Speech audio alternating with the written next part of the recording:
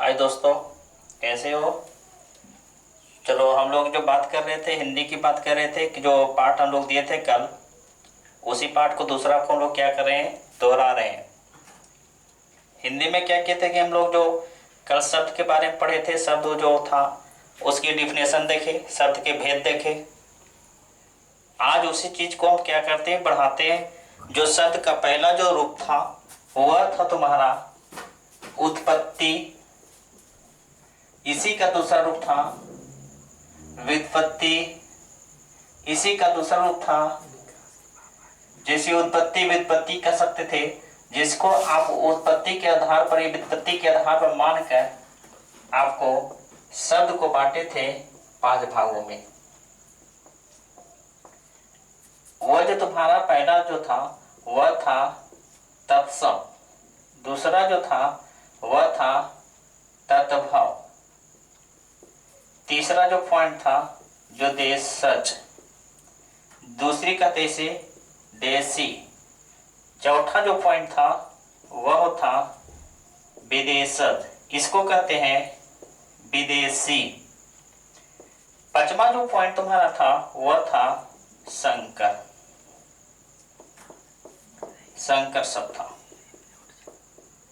इसमें हम लोग क्या कहते हैं कि आज के जो पॉइंट होगा वो आपके, हम पहले पार्ट पढ़ाएंगे तत्सम, फिर उसके बाद हम पढ़ाएंगे तद्भव, उसके पढ़ाएंगे देशज जिसको कहते हैं देसी, उसके बाद पढ़ाएंगे विदेशज जिसको कहेंगे विदेशी, अगला जो पॉइंट होगा उसको संकर।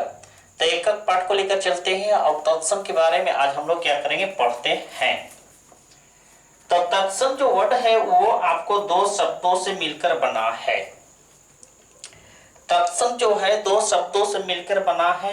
वो पहला पॉइंट है क्या, किसके किसके साथ बना हुआ है, उसको देखते हैं आगे।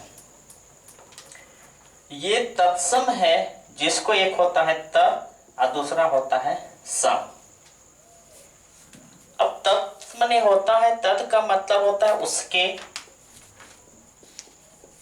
और सम का मतलब होता है समान, या तो कहोगे बराबर। अब तत् जो वर्ड आया वो तुम्हारी तत्, ये संस्कृत शब्द से आया मूलतः। तब तक जो वर्ड हो गया वो तो संस्कृत का वर्ड हो गया, तो हम लोग यहाँ से पता चलता है। अब यहाँ समान, समान का मतलब होता है संस्कृत के जो समान शब्द हो। तो यहाँ से तुम्हारा तत्सम का एक परिभाषा निकल कर आती है कि तत् का मतलब उसके, सम का मतलब बराबर या समान। अब तत् जो वर्ड है वो संस्कृत का वर्ड है, वो मूलता। तो यहाँ से एक वर्ड हो निकल कर होगा कि किसके समान होगा, तो ये संस्कृत शब्द के समान होगा। अर्थात जो शब्द संस्कृत के समान हो उसे हम लोग क्या कहेंगे, तत्सम कहेंगे।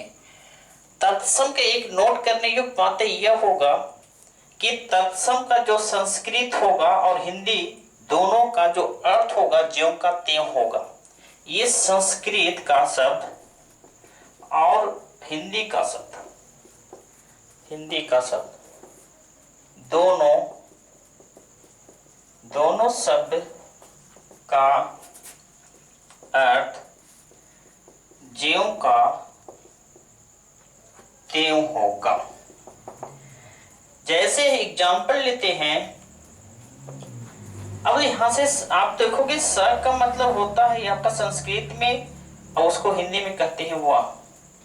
जैसे कहते हैं तवम, तवम का मतलब होता है तुम। चलो यहीं से आगे बढ़ाते, यही इसके पॉइंट को आगे बढ़ाते हैं तवम के साथ आगे। जैसे हम लोग कहते हैं अहम, अहम का मतलब होता है मैं। इसी को आपको देखा जाए आगे, इसको लेकर जैसे जैसे रात्रि जिसको बना रात, जैसे हम कहते हैं अश्व तो बना घोड़ा, जैसे बिना क्षेत्र तो इसे निकाला खेत, जैसे था काज तो बना काज, जैसे था रात्रि तो बना रात। तो ये जो शब्द मूलतः आया और ये जो मूलतः शब्द आया ये संस्कृत के शब्द हो गए, और ये जो शब्द निकल के आया वो हिंदी का हुआ। और दोनों जो मीनिंग निकलेगा यहाँ और यहाँ जो मीनिंग होगा, दोनों मीनिंग एक दूसरे के समान होगा, दोनों में कोई परिवर्तन नहीं होगा। ये होगा हमारी संस्कृत ये तत्सम शब्द का। तत् का मतलब उसके, सम का मतलब बराबर, ये समान। ये किसके समान होगा? तो संस्कृत के मूलतः समान होंगे, संस्कृत शब्द के समान होगा। इसके अर्थ में कोई परिवर्तन नहीं होगा, चाहे वो संस्कृत का हो चाहे वह हिंदी का हो। जैसे फॉर द एग्जाम्पल यहाँ से यहाँ तक आपको दिया गया है। ठीक है, तो इसके बाद हम लोग क्या करते हैं, आगे बढ़ते हैं। और अब इसकी बात आती है कि हम लोग तत्सम पहचानेंगे कैसे। सबसे बड़ी बात है कि तत्सम हम लोग पहचानेंगे कैसे। तो तत्सम पहचानने के लिए कुछ आपका रूल दिया जा रहा है, उसको नियम दिया जा रहा है, उसके अनुसार हम लोग क्या कर सकते हैं, पहचान सकते हैं। हमारे यहाँ तत्सम बहुत सारे शब्द हैं, हजारों की संख्या में है, तो उस समय में हम लोग किस तरह से पहचानेंगे। तो आइए देखते हैं क्या मिलता है तत्सम। तत्सम शब्दों की पहचान हम लोग अनेक तरह से देख सकते हैं, अनेक तरह से हम पहचान कर सकते हैं। और वो रूल के नियम से एक एक करके रूल देखते चलेंगे और एक एक करके पहचानते चलेंगे। जैसे कि पहले भी आपको तत्सम के बारे में कुछ पढ़ा दिया गया था और कुछ बाकी था।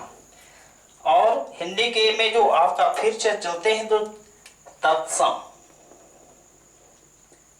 शब्दों की पहचान, पहला पॉइंट यहां से स्टार्ट हो जाएगा। इसकी पहचान कैसे करेंगे? तो पहला पॉइंट ये कि एक होता है, देखिएगा, एक होता है स्वर, एक होता है व्यंजन।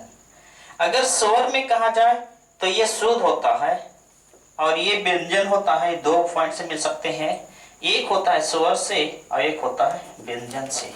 इसको हम लोग व्यंजन कहते हैं। अर्थात कह सकते हैं कि स्वर में स्वर हो सकता है लेकिन व्यंजन में स्वर हो सकता है, स्वर में व्यंजन नहीं हो सकता है लेकिन स्वर में व्यंजन है।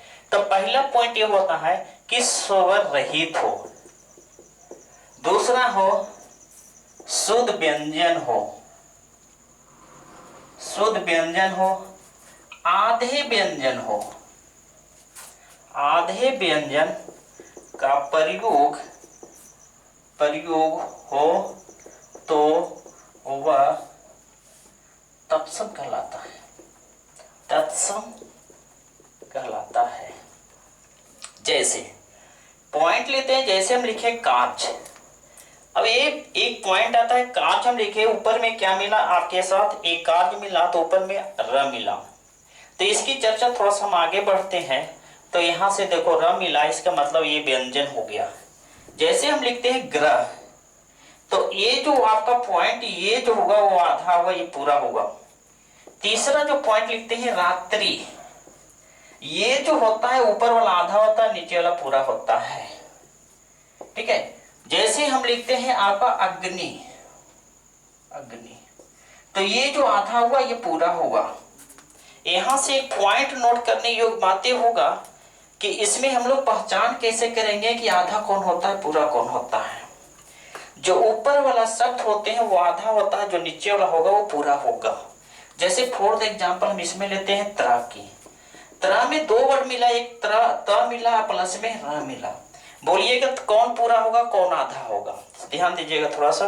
तो ये जो ऊपर वाला होगा जो आधा होगा, आधा पहला में, और जो ये वाला लिखा गया वो होगा तुम्हारा, ये आधा होगा ये पूरा होगा। तो ये त है तो इसका मतलब ये आधा होगा ये होगा पूरा, और त प्लस र बराबर त्र। अब ये जो लिखा गया ये आधा होगा, ये लिखा गया आधा होगा, ये आधा होगा, ये आधा होगा। पहली आपका पहचान होता है कि स्वर रहित हो, शुद्ध व्यंजन हो, आधे व्यंजन का प्रयोग जहां किया गया हो वो सब का सब क्या होगा, तत्सम होगा। ठीक है, दूसरी पॉइंट पर हम लोग लेकर आते हैं, ध्यान देना।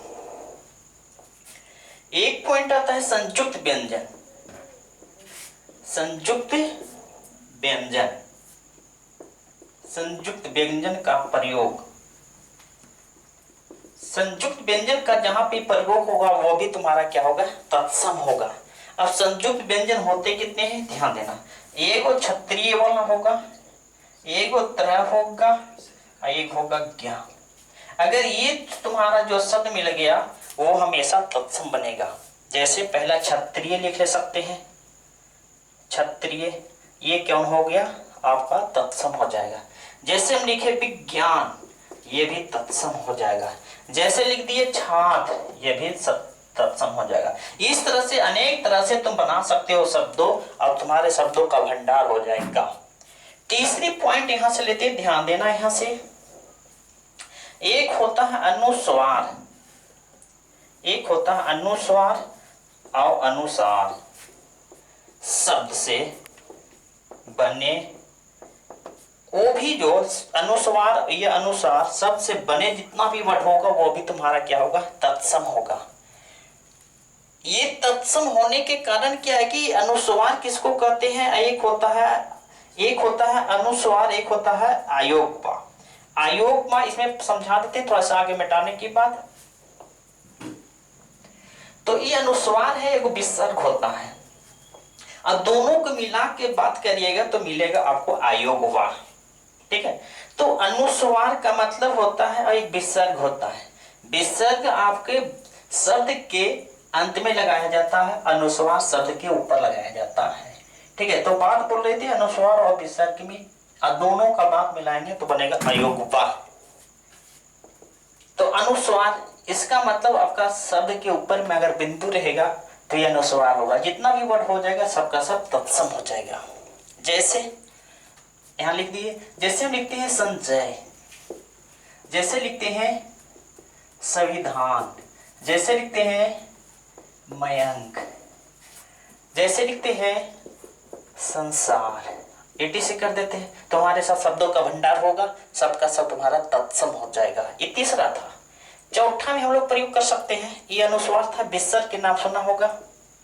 विसर्ग वाले शब्द, जितना भी विसर्ग होगा सबका सब तुम्हारा क्या हो जाएगा, ये तत्सम हो जाएगा। और वो तत्सम विसर्ग जो होगा वो देख लोगे, विसर्ग तुम्हारा शब्द के अंत में लगाया जाता है, शब्द के अंत में लगाया जाएगा। जब ऐसा वर्ड हो जाएगा तो हमेशा वो तत्सम हो जाएगा। जैसे लिखते हैं पराया, जैसे लिखते हैं दुख, जैसे लिखते हैं अतः एवं, जैसे लिखते हैं पुनः आगमन, इटीसी। जहां मिलेगा ये सब वर्ड सबका सब तुम्हारा क्या हो जाएगा, तत्सम हो जाएगा। चौथा, पश्चिमी पॉइंट में लेकर चलते हैं, उसकी बात पश्चिमा पॉइंट लेकर चलते हैं। आपका एक होता है हल चीन, और दूसरी इसी का नाम रखते हैं हलंत, हलंत, हलंत वाले शब्द तत्सम कहलाते हैं। हलची और हलंत वाले शब्द क्या कहलाते हैं, तत्सम कहलाते हैं। इसमें बात बता देते हैं, ध्यान देना। हलची और हलंची में क्या अंतर है, ये दोनों का दोनों शब्द एक ही जैसा है। हलची और हलंची जब भी शब्द के अंत में रहेगा तो वो हमेशा व्यंजन शब्द के अंत में रहेगा, ना कि स्वर में। स्वर में हल और हलची नहीं लगाया जाता है। जब भी लगाया जाएगा जब वो किस में रहेगा, तो तुम्हारा आपका व्यंजन में। फॉर द एग्जाम्पल, जैसे हम लोग एक पॉइंट लेते हैं जिसका नाम है, एक गांव का नाम है जिसको लिखते हैं चट्टी। देखो इसके हलंती लगा गया, ये आपका तत्सम हो गया। जैसे लिखते हैं मिट्टी, ये आपको लगा दिया गया, ये भी तत्सम हो गया। जैसे लिखते हैं पार्ट्स, ये भी हलत नहीं लगा दिया, ये भी तुम्हारा तत्सम हो गया। जैसे लिखते हैं एवं, ये भी तुम्हारा तत्सम हो गया। जैसे लिखते हैं विद्वान, ये भी तुम्हारा तत्सम हो गया। तो ये सारे तुम्हारा जितना भी पॉइंट 5 तो आपको लिखा दिया है रूल, इससे तो पहचान सकते हो कि हमारा तत्सम कैसे बनता है। और ये इजी में था, इजी वे में था, तुम आसानी से पढ़ सकते हो। और अगर मौका मिलेगा इसमें और डिटेल कर दिया जाएगा। कि आज का वीडियो यहीं तक करते हैं, और हमारे वीडियो को लाइक करें, शेयर करें और सब्सक्राइब करें। और ये जो कोर्स है यूट्यूब पर तुम्हारा फ्री दिया जा रहा है, बिहार बोर्डों के लिए खास करके। जो स्टूडेंट हिंदी ग्रामर पढ़ना चाहते हैं उसको पूरे के पूरे, जिस तरह से पानी फैलता है, जिस तरह से हवा फैलती है, उस तरह से वीडियो को हमारे फैलाएं। और उस तरह से कि जैसे मान लिया जाए कि हिंदी की यूट्यूब पर तुम्हारा ये फ्री ऑफ कॉस्ट है, इसमें कोई अच्छी लागत नहीं लिया जा रहा है।